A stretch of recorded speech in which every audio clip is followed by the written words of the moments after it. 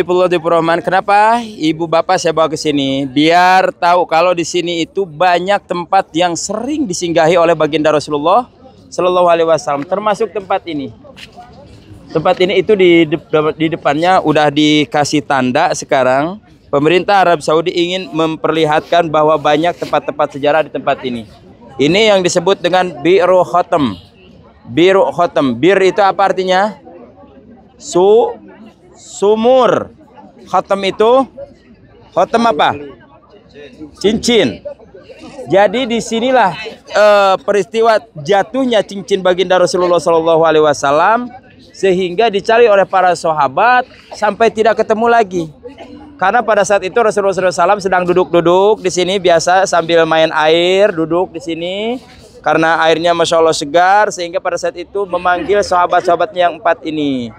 Dipanggillah salah seorang sahabat yang pertama, sahabat Abu Bakar. Duduklah Abu Bakar, maka Abu Bakar duduk di tempat ini sambil menyampaikan apa yang disampaikan oleh baginda Rasul. Engkau ahli surga tanpa dihisab. Maka datang lagi Sayyidina Umar. Wahai Umar, engkau juga termasuk ahli surga tanpa dihisab. Duduk lagi di sebelahnya.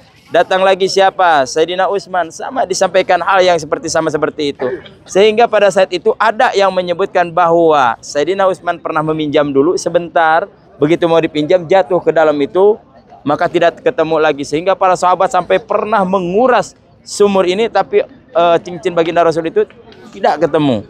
Ada juga yang mengatakan bahwa memang jatuh ketika Rasulullah SAW sedang berduduk-duduk di sini. Maka pada saat itu, setelah itu hilang, maka Sayyidina Utsman membuat lagi yang baru seperti halnya yang dimiliki oleh baginda Rasulullah SAW, dan mata cincinnya itu ditulisin nama Muhammad. Ya, jadi disebutlah ini Bi'ru Khotam. Jadi cincin yang hilang jatuh di tempat ini, cincinnya Rasulullah SAW hilang sampai sekarang.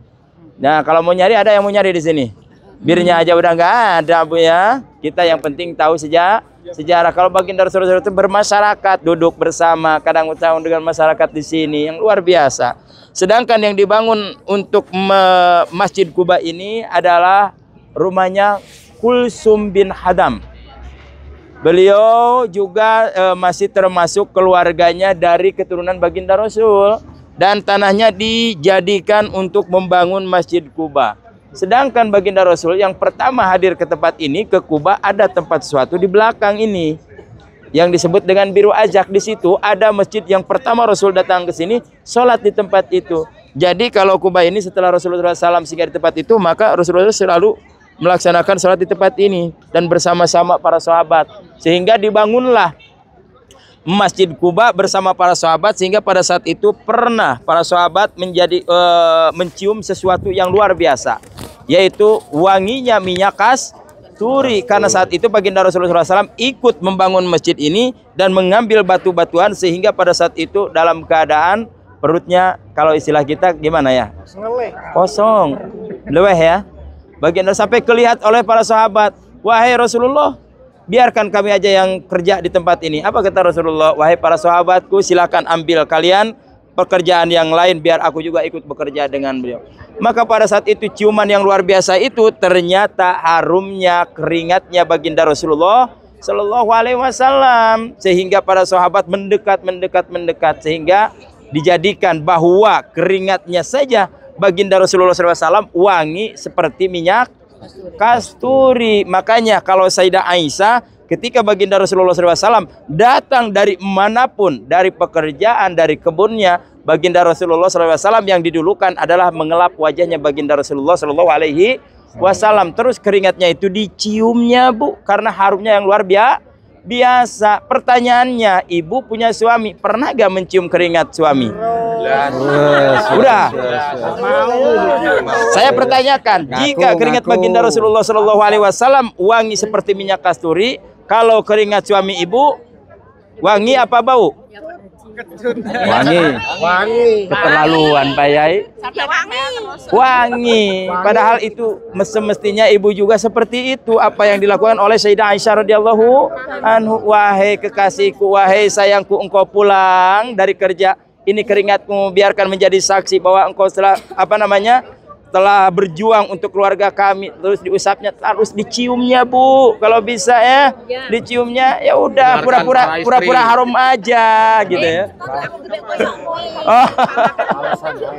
Itu yang keterlaluannya belum acan, emang udah pernah dicium Bu?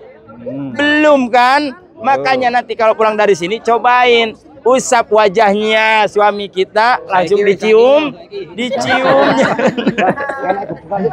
Nah, seperti itulah Sayyidah Aisyah radhiyallahu an, karena keringat baginda Rasulullah sallallahu alaihi wasallam harum seperti minyak kasturi, sedangkan keringat suami ibu harum apa? Kasturi. Kecut katanya tadi. Keterlaluan ya Pak ya. Kasturi kastanya. Harum jeruk nipis. Asem-asem kayak gitu. Itulah Ibu tentang biru khotem ya. Ini sekarang udah dikasih itu alamat sekarang. Udah dibuletin. Itu tempat airnya. Iya, tempat airnya di sana itu, sumurnya itu. Oke, kita lanjut. Kita ada tempat satu lagi, tapi jalan kaki. Mau ikut apa enggak? Ini adalah Bani Anif. Bani Anif itu salah satu kampung dulu di sini, tapi di belakang Bu ya, tapi deket loh ke mobil, nanti tinggal itu aja. Biar kita tahu ya. Ya, ayo. Ayo. Siap. Menara itu total. Yo. Menara itu ya. Yang mana? Bukan. Ayo ikut aja ya. Kalau tempat-tempat sejarah jarang dikasih menara.